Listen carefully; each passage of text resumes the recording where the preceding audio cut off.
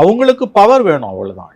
பவருக்காக அவங்க எல்லா காம்ப்ரமைஸும் பண்ணுவாங்க. பவர் தான் அவங்களுக்கு மெயின்ன்றதுனால வந்து அவங்க நிரந்தர எதிரிகளை என்றைக்குமே சம்பாதிக்க மாட்டாங்க. இதை ஒரு துருப்பு சீட்டா வச்சு எதிரியை தான் வழிக்கு கொண்டு வருவாங்களே ஒழிய இதை வச்சு எதிரியை அழிக்கணும்னு நினைக்க மாட்டாங்க. இப்போ நீங்கள் என்ன, இப்போ அவங்க நினச்சாங்கன்னா சிபிசிஐடி நினச்சதுன்னா நயனார் நாகேந்திரனை ஃப்ரேம் பண்ணி அரெஸ்ட் கூட பண்ணலாம், அதில் சார்ஜ் ஷீட் போட்டலாம். So what? அதுக்கப்புறம் என்ன ஆகும்? அது ஒரு பகையாக தான் மாறும். இதை துருப்பு சீட்டா வச்சு இல்லை இதை துருப்பு சீட்டா நீ வைக்கிறதால சில விஷயங்களை சாதிக்கலாம்.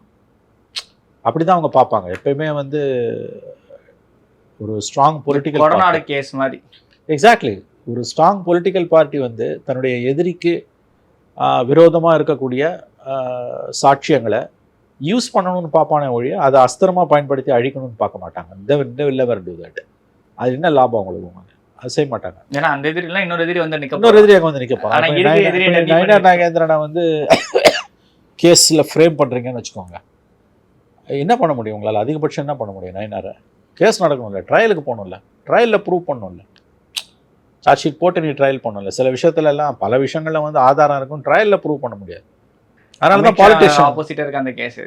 எவ்வளவு கேஸ் இந்த அமித்ஷா கட்சியில் ஒண்ணுமே. இப்போ இந்த மேலகன் குண்டு வெடிப்பு வழக்குல கடைசி நேரத்துல நீதிபதியை மாத்திருக்காங்க. அவ்வளவுதான்.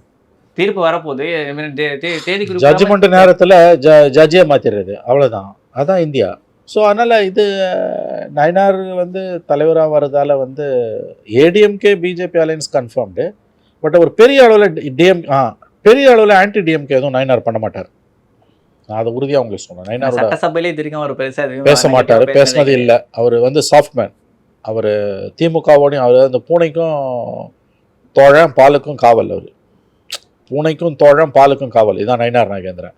அவர் திமுகவையும் பகச்சிக்க மாட்டார், அண்ணா திமுகவையும் பகச்சிக்க மாட்டார். அப்படி தலுக்கா அப்படி போயிடுவார். அவர் வந்து திமுகவும் அதை ரசிக்கும்.